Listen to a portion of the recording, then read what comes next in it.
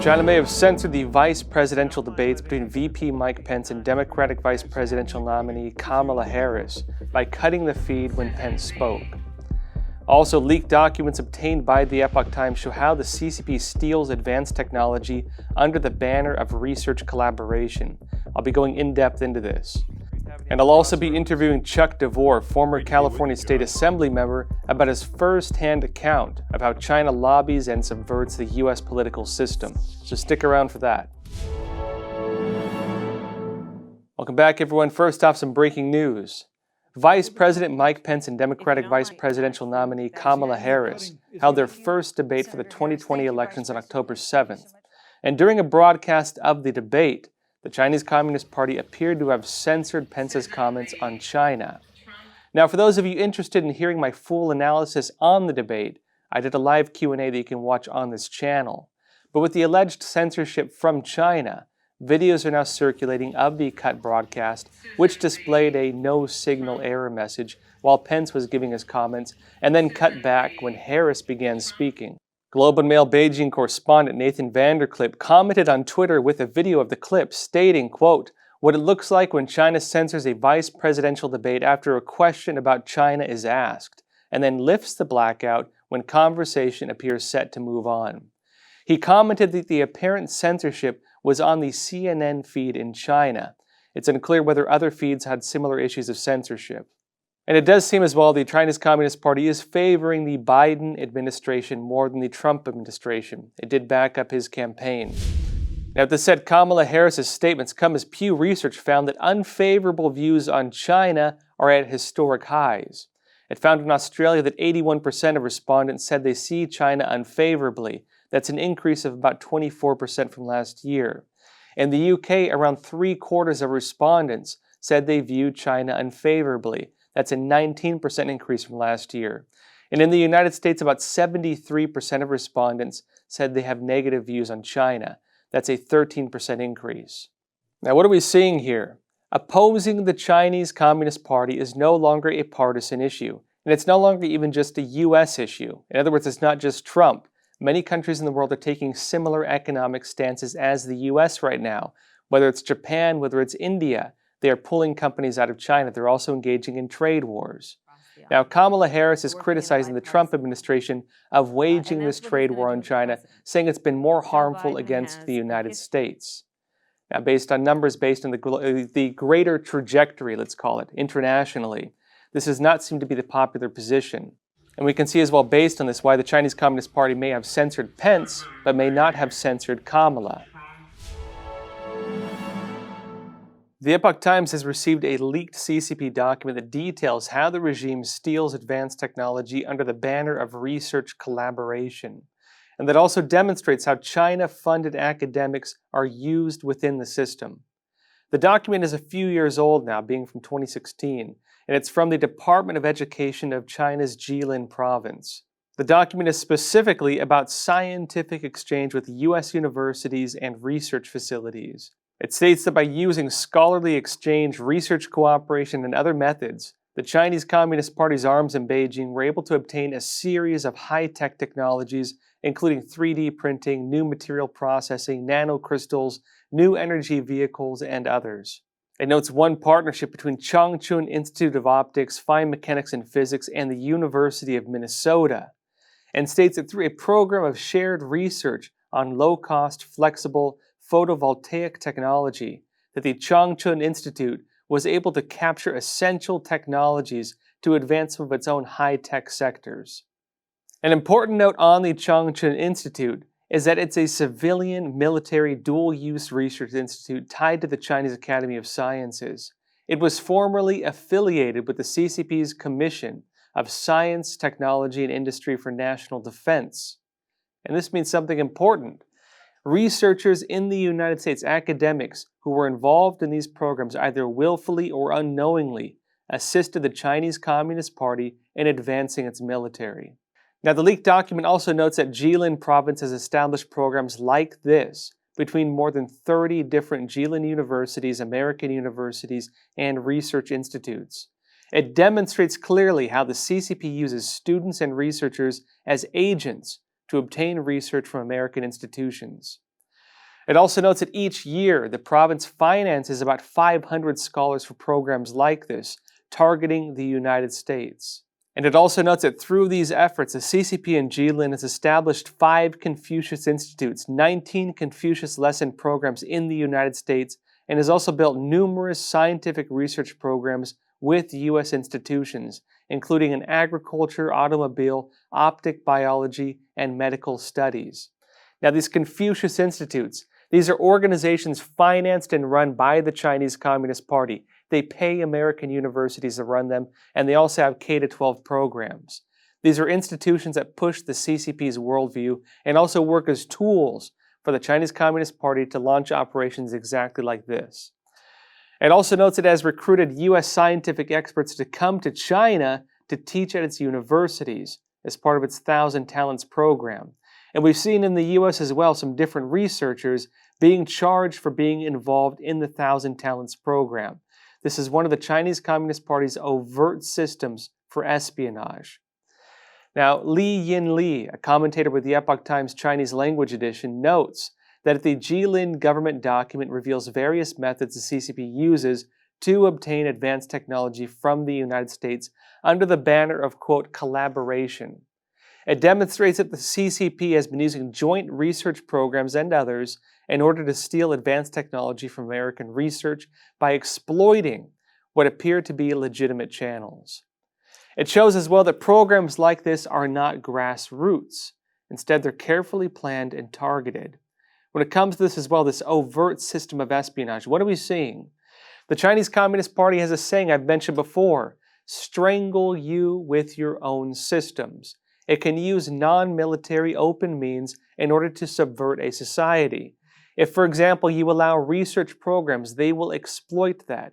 If you allow academic exchange programs, they will exploit that. The Chinese Communist Party, in its own documents, in its own words, is doing this. Now, among the tactics named are establishing exchange programs, building platforms for mutual scientific research, using visiting scholars, funding study abroad programs, and others, named directly by the Chinese Communist Party in these programs. And the leaked document also shows that the intention behind the facade of friendly exchange is to steal research from the United States.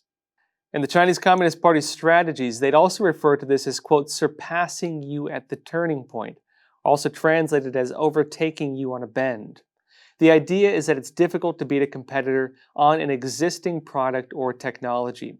And so instead, what do? They look at the next generation of the technology, and they try to surpass you on that. In other words, for example, it would be difficult to compete on, say, the iPhone X, if they were to build a direct competitor to it coming directly into the market on that ground. To beat the US, to beat these companies, they would need to develop the next generation technology and plan for the following year to try to take the market at that time. The entire Chinese Communist Party system of a technological competition revolves around this tactic. And so this is why, again, they're using high tech, these different programs to develop high tech to overtake the United States. And in this case, we see them launching programs to subvert US institutions to assist in this goal. They're not doing this domestically. They are using foreign researchers to advance the CCP's own interests. They're using US researchers, US academics as a main tool in this program. Now, in another leaked document obtained by the Epoch Times, a Jilin branch of the CCP details how it's pushing to develop advanced optics and suggests that its strategy for developing is to acquire these from US researchers again, rather than going through domestic research programs. And if we look back again, these documents from 2016, in November 2018, the CCP's state-run Xinhua news outlet detailed a breakthrough in this exact research and declared also it was, quote, self-developed technology. Now, given its method for leveraging foreign researchers, its claim of self-development is questionable. And this goes to the very heart of the Chinese Communist Party's different programs for high-tech theft and high-tech development. We can look, for example, to the Made in China 2025 plan, which was announced by China's Premier Li Keqiang back in 2015. Now, the program, again, Made in China 2025, it leveraged state backing and different tactics to develop 10 key high-tech industries, including robotics, artificial intelligence, energy-efficient cars, and others.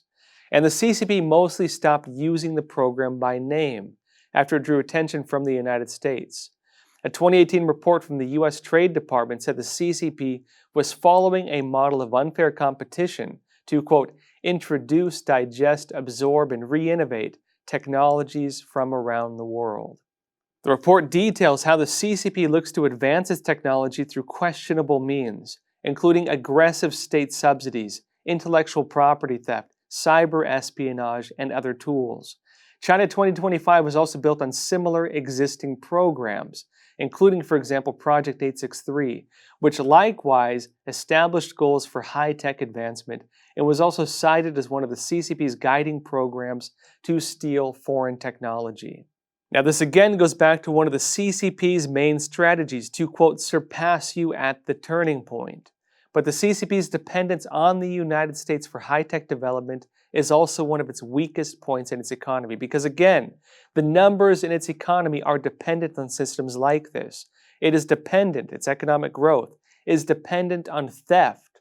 It's dependent, for example, on using joint research programs to steal American technology, on cyber attacks to steal intellectual property. Its numbers are reliant on these things. And so if these things are impacted, the entire Chinese economy's, the foundations of it are then disrupted.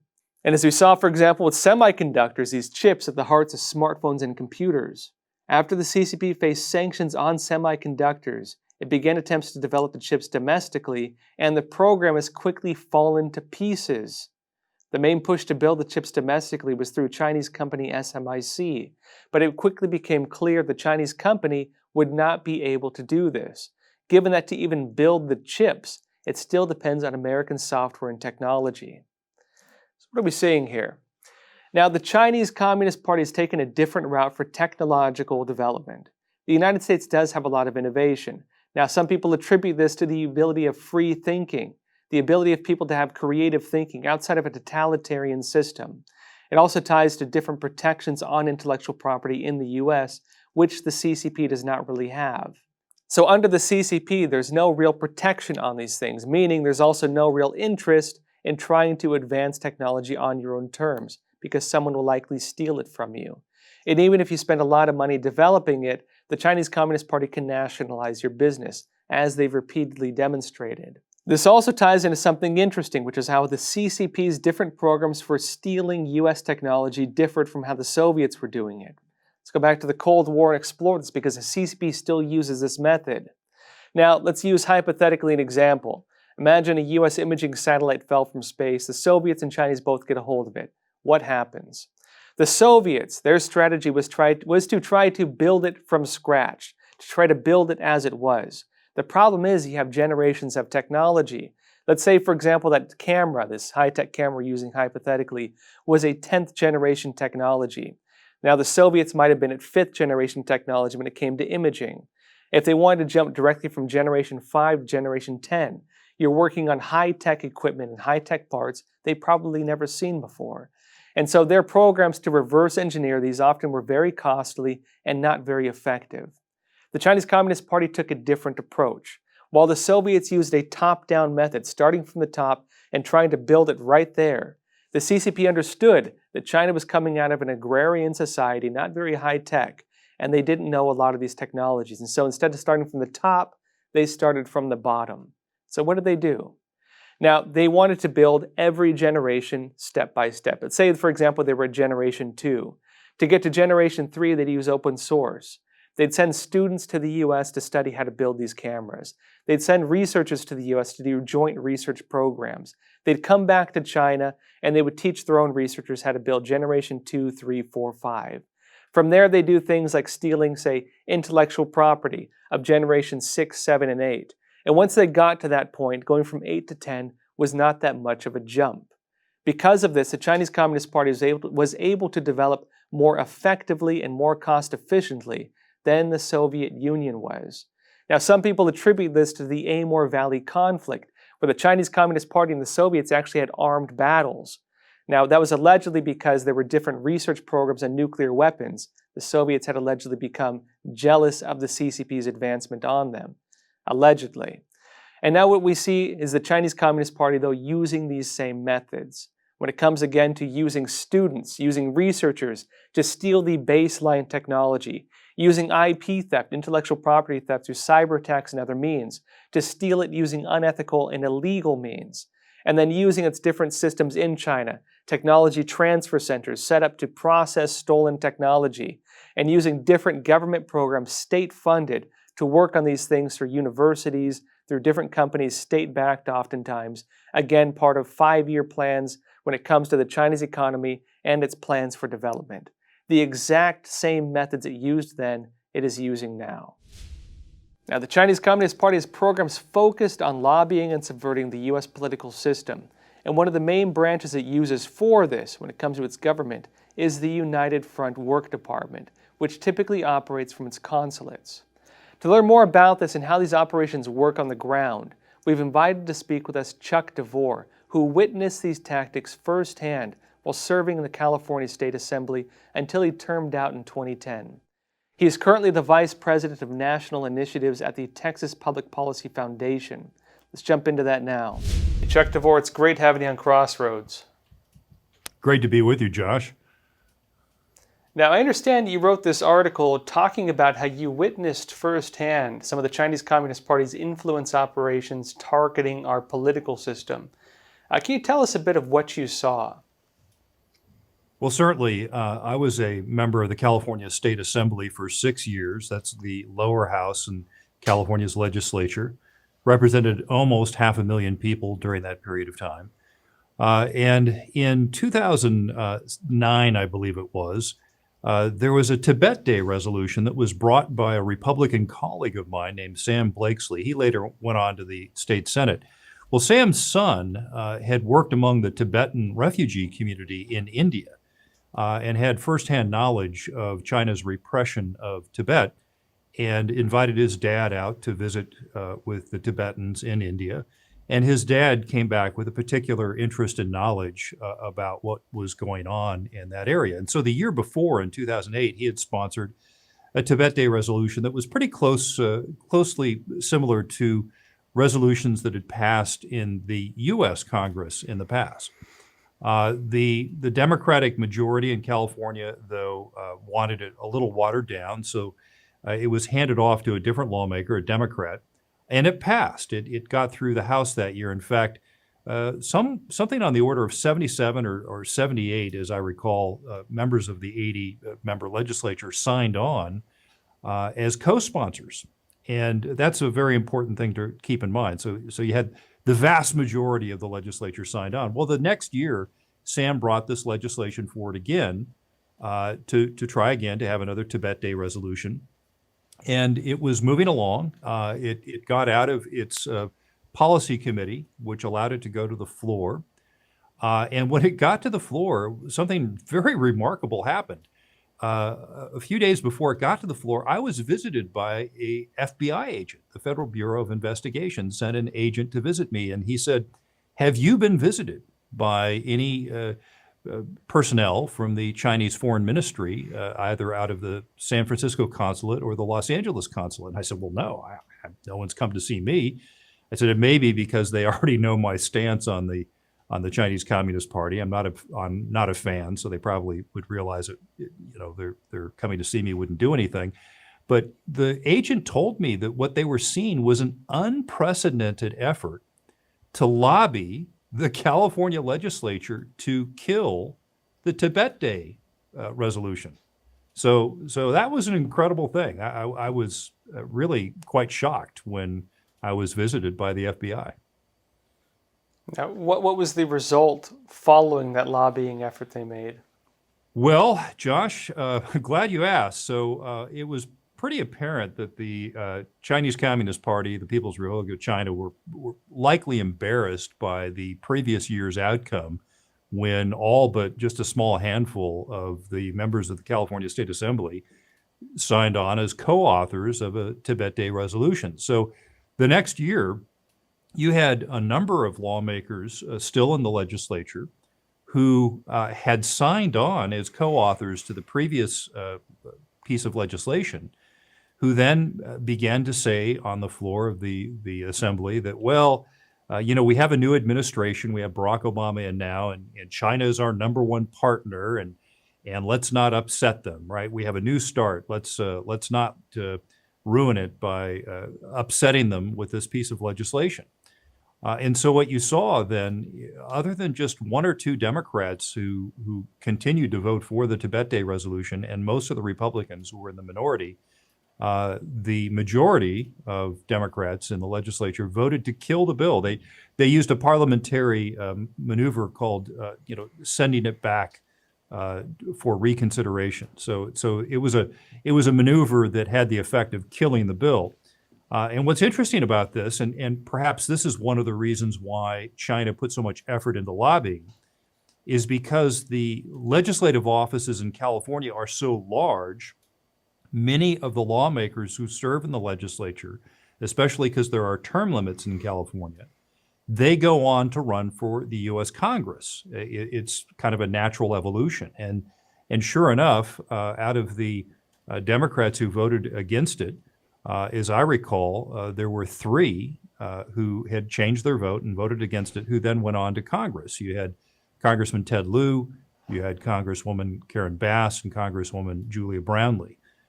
So they are now members of Congress. And what's interesting about that then is you could say that that was a very strategic investment of time and effort by the foreign ministry of the People's Republic of China to try to develop relationships and get these key individuals to change their vote on this largely symbolic resolution. It had no practical force of law, but it certainly was symbolic and something that the People's Republic of China didn't like.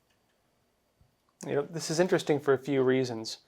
Now, a lot of my work, I mentioned before on the show, but going back to like 2008, 2012 roughly, a lot of my work at the Epoch Times was investigating the United Front Work Department, which does these types of operations.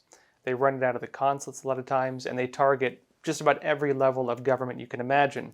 Their focus is on subverting the elite of each society. That means business leaders, that means academics, that means politicians, including like your local city council members. Every level they can subvert, they try to subvert. And they give different benefits based on this. One, for example, might be business deals with individuals or their family members. One of them might be, for example, let's say, getting their different tongs, their fraternal organizations or front organizations to rally at the polls behind a set candidate. You're talking some of these tongs, these are like Chinese fraternal organizations or like workers' guilds or whatever you want to call them. They go back to traditional Chinese society. Some of them claim to have tens of thousands or hundreds of thousands of members. And so when you think about voting power from within those, and you're talking about local elections that don't really need that many votes to win, this is one of their major systems they can use to manipulate our electoral process. Now, I'm curious, based on this, what was the general scale of this lobbying effort you witnessed from the Chinese Communist Party, and which branch? Was this through a consulate, or who were they sending to go carry this out? So when the FBI agent visited me and was clearly quite concerned about this, in his words, as I recall, this effort is unprecedented. We had never seen anything like this before. Now, this was 2009. Now, California features two consulates that I'm aware of from the People's Republic of China, one in San Francisco and one in Los Angeles. And it was my understanding that we had a full court press. We had personnel from both of the consulates that had been dispatched to help out. And I was hearing stories as well about very nice parties that people were invited to at the consulate in San Francisco. I was hearing stories about very nice, all-expense-paid trips to, of course, study Shanghai and Beijing and other points of interest in China, offered to the lawmakers and sometimes to staff. And this was all, of course, done prior, but then really it's never really stopped, right? Because of course, each state has different rules as to what sort of gifts you can take and trips and books and things like that. Well, in California, unless the rules have changed, you can have an unlimited amount of reading material given to you in the form of books. And you can also take advantage of trips sponsored by corporations or by foreign governments. I myself went on 2 trips during my 6 years in the legislature as an official lawmaker. I went on one trip to the state of Israel, and then I went on another trip to Taiwan. So, nothing I'm sure that unusual riled them about up. that. Right. Well, right. Nothing unusual about that, by the way. But what is unusual is to connect basically an increased tempo of that with trying to sway people's votes in this case on a symbolic matter of a Tibet Day resolution. Now, after I left the legislature, there was another very little known effort that happened in California that I have been researching and just trying to assemble my recollection so I could write about it. But I'll tell it to you first. It's quite fascinating. As you may be aware, some of your viewers may be aware, in the 1990s, California passed a constitutional amendment prohibiting the use of race or ethnicity or gender in any sort of government contracts out of the state of California, as well as admissions into the University of California system and the Cal State system. So by law, by our Constitution, although certainly college administrators have figured out some workarounds, but by law, you're supposed to only admit people based on merit to the UC system. Now, at University of California, Irvine, which was the largest employer in my district in Southern California, what you saw was a very large student population was of Asian origin, and a significant plurality of that was of Chinese origin, and a significant amount of that was from mainland China. So you had individuals who were both citizens of the United States, naturalized citizens born in the US, people with green cards and student visas, but a significant share of the population was from mainland China. What we've now, of course, learned is that a lot of those students would seek advanced education through graduate school, PhD programs. And as we've come to find out, a lot of them have managed to steal intellectual property out of the United States, much of it funded by the federal government, by the United States federal government. Well, this measure that prevented discrimination was something that kind of sticks in the craw of progressive Democrats in America. And so the legislature had proposed putting on the ballot, this is about 5 or 6 years ago now, a measure that would overturn California's ban on preventing or using race or ethnicity in college admissions. Now, interestingly enough, it's on the ballot this time, but it was going to be on the ballot about 5 or 6 years ago. And what was interesting is it actually passed one chamber of the California legislature, and then the Chinese Communist Party found out about it. And what you saw was, again, another very intense lobbying effort from the Chinese Communist government to prevent this measure from passing the other chamber in California. You also saw in the Chinese language press, some of it controlled from Beijing. Some of it is actually not organic and not based in the United States. It's actually run out of Beijing. You saw Chinese language articles warning the Chinese population in California about this measure. And the reason why was that there have become so many high-achieving Asian students that qualify for UC and the Cal State system, that mathematically there was no way that you could increase the numbers of Black students and Hispanic students in California without also reducing the number of Asian students, which would of course include Chinese Americans as well as mainland Chinese. And so what you saw was in very short order, you saw the Chinese community in California, which heretofore had been very quiescent, very reluctant to engage directly in politics, all of a sudden become active and make all these phone calls and emails and letters into their representatives. And you had representatives starting to panic, who then flipped their vote, voting against something that philosophically they would be for. Because remember, if you're a progressive Democrat in modern America, you believe in racial quotas. You believe in them to redress what you perceive as past injustices and discrimination. And so what you saw then was this mobilization of the Chinese American community, as well as